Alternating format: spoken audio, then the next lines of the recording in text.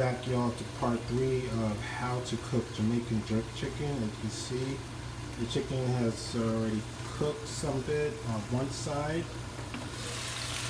There you go, nice and fresh in there, still cooking. I'm going to go ahead and turn the stove off right now and go ahead and flip the chicken on the other side. You see here. Okay, one side already is nice and golden brown. See, came out pretty nice so far.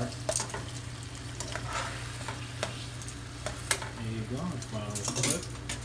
And now I'm going to go ahead and cover it back up, and we're going to cook it for another 10 minutes on the other side. So that side is nice and golden brown. So I'm going to go ahead and put down the phone and let it cook for about 10 minutes. Okay then.